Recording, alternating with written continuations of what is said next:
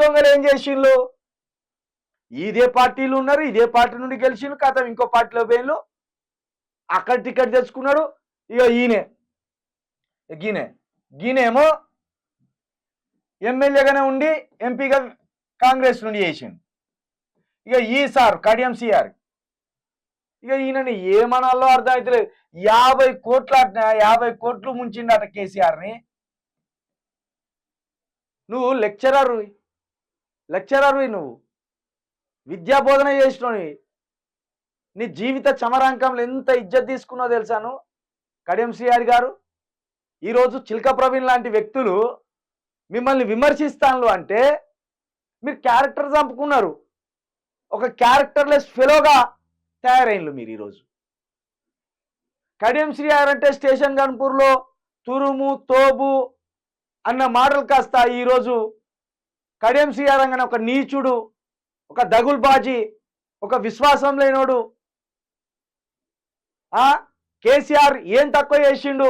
కేసీఆర్ మొట్టమొదట ఎమ్మెల్సీ ఇచ్చిండు, తర్వాత ఎంపీ చేసిండు, తర్వాత ఉప ముఖ్యమంత్రి ఇచ్చిండు, మళ్ళా ఆ తర్వాత మొన్న ఎమ్మెల్యేని చేసిండు. ఇన్ని పదవులు అనుభవించినావు కదా. పోనీ నువ్వేమన్నా తెలంగాణ ఉద్యమకారునివా అంటే అది కాదు. తెలంగాణ ఉద్యమంలో ఉన్నవంటే అది తప్పు లేదు.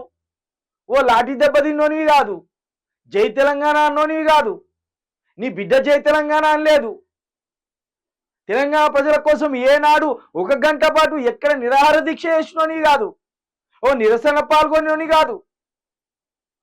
ఆనాడున్న కేంద్రంలో లేక రాష్ట్రంలో ఉన్న కాంగ్రెస్ ద్వారా అణచబడ్డోని కాదు, అరెస్టుకు గురైనని కాదు. కానీ తెలంగాణ రాగానే ఇన్ని పదవులు అనుభవించిన అవకాశం నీకు దక్కింది. అయినా కూడా నువ్వు ఎంత నీచమైన ఆలోచన చేసినావు. నీ రాజకీయ జీవితంలో అతిపెద్ద తప్పు చేసి అతిపెద్ద నేరానికి పాల్పడ్డావు. నువ్వు 40 years అంటున్నావు కదా, 40 years పాలిటిక్స్లో ఉన్నా అంటున్నావు కదా.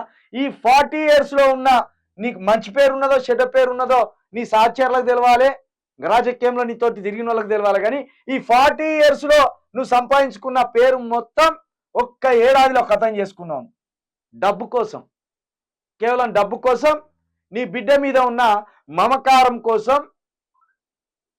దీనివల్ల 1 సంవత్సరంలో ఈ 39 సంవత్సరాల నీ రాజకీయ జీవితాన్ని మొత్తం 1 సంవత్సరంలో మలినం చేసుకున్నావు, ఆగం చేసుకున్నావు. ఈరోజు హైకోర్టు మీ లాంటి వాళ్ళని చూసి తూ అని ఉంచుతుంది. ఈరోజు ఈ తెలంగాణ సమాజమే కాదు, ఈ దేశ సమాజం మొత్తం మిమ్మల్ని చూసి తూ అని ఉంచుతుంది. ఎందుకు బతుకుతాను అనే కాడికి ఈ రాష్ట్ర రాజకీయ వర్గాలు కావచ్చు, లేదా మీకు ఓట్లేసిన ప్రజలు కావచ్చు, ఇటువంటి వాళ్ళు ఎందుకు బతుకుతానరా అనే కాడికి మాట్లాడుకుంటాను. ఈ దానం నాగేందర్ అంటే కొంచెం దందాలు చేసేటోడు, కొంచెం కబ్జాలు పెట్టేటోడు అనే రాజకీయ వర్గాల్లో సమాచారం. నువ్వు ఒక లెక్చరర్వి, ఒక మంచి విద్య చదువుకున్నోడివి, అనేక మందికి విద్యను బోధించినోడివి. ఎట్లా నీకు మనసు వచ్చిందా? సిగ్గుపోతుంది కదా. ఇది నీ క్యారెక్టర్ను చంపుకున్నావు కదా. 50 కోట్ల కోసం పెండ తినమంటే పెండ తింటావా?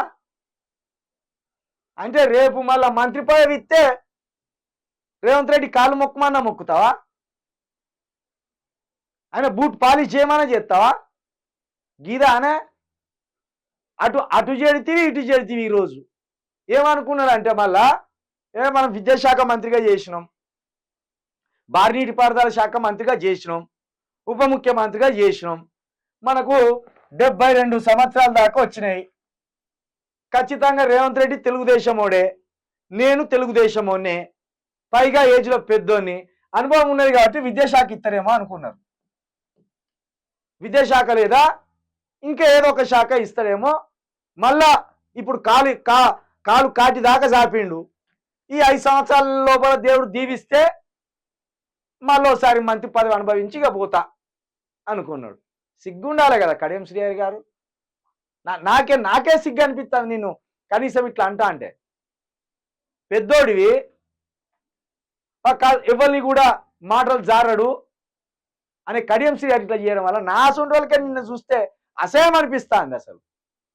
అంటే పదవుల కోసం నువ్వు ఎంతైనా దిగజారుతావు అనడానికి ఇది స్పష్టమైన ఉదాహరణ, అద్భుతమైన ఉదాహరణ నువ్వు పార్టీ మారడం అనేది. కాబట్టి కడియం శ్రీహరి లాంటి వాళ్ళ మీద కావచ్చు, లేదా దానం నాగేందర్ కావచ్చు, లేకపోతే ఇంకైనా నిన్న తెల్లం వెంకట్రావు, అరికపూడి గాంధీ కూడా ఈ బట్టెవాయలంతా మొత్తం సస్పెండ్ చేయాలి, అనర్హత వేటు వేయాలి, వీళ్ళని ఇంటికి పంపించాల్సిందే. ఇంకొకటి, నిజంగా న్యాయస్థానాల మీద మరింత గౌరవం పెరిగింది ఈరోజు. ఇక స్పీకర్ గారు మీ గౌరవాన్ని మీరే తగ్గించుకున్నారు. స్పీకర్ అంటే ఒక ఇంటికి పెద్దలాగా, ఎవరు తప్పు చేసినా వాడిని దండించాలి, వాడిని సిట్ రైట్ చేయాలి. మీరు కాంగ్రెస్ నుండే గెలవచ్చు, కానీ మీరు లీడర్ ఆఫ్ ది హౌస్ కాబట్టి మీరు ఏం చేయాలి? వాళ్ళ మీద ఫిర్యాదు ఇచ్చి అనర్హత వేటు వేయమన్నప్పుడు పెద్ద మనిషిలాగా ఉన్ననివి వెంటనే అయ్యో నీ చేరుకున్న పరువు తీసినవు. ఈరోజు అక్కడికి సుప్రీంకోర్టు కూడా నీకు మొట్టికాయలేసి ఏం స్పీకర్ గారు అని మిమ్మల్ని గద్దరించేదాకా చూసుకున్నారు. కాబట్టి న్యాయస్థానాల్లో న్యాయం దొరుకుతుంది అనేది మనకు అర్థమైంది. నిన్న హైకోర్టు ఇచ్చిన తీర్పు ఏదైతే ఉన్నదో ఈ ముగ్గురికి ఒక చెంపపెట్టులాగా, చెప్పు దెబ్బలాగా అని అర్థమవుతాను. ఇక మీ బతుకు అక్కడ కడియం శ్రీహరి బతుకేమో స్టేషన్ గన్పూర్ బస్ స్టాండ్ దగ్గర కూర్చున్న బిచ్చగాళ్ళ లాగా అవుతుంది. ఇక దానం నాగేందర్ ఏమో మరి ఖైరాబాద్లో చాలా బస్ స్టాప్లు ఉన్నాయి. ఇక గీనే తెల్లం వెంకట్రావు నువ్వు అటే ఖమ్మం సైడ్ చూసుకోవాలి. సిగ్గు అనిపించలేదు మీకు? పైసలు తక్కువైనాయా మీకు? గెలిపించుకున్న వాళ్ళకి పంగనామాలు పెట్టి పార్టీల మీద పార్టీలు మారుకుంటా బిడ్డల కోసం, కొడుకుల కోసం క్యారెక్టర్లు చంపుకుంటారా? క్యారెక్టర్ అంటే ప్రాణం.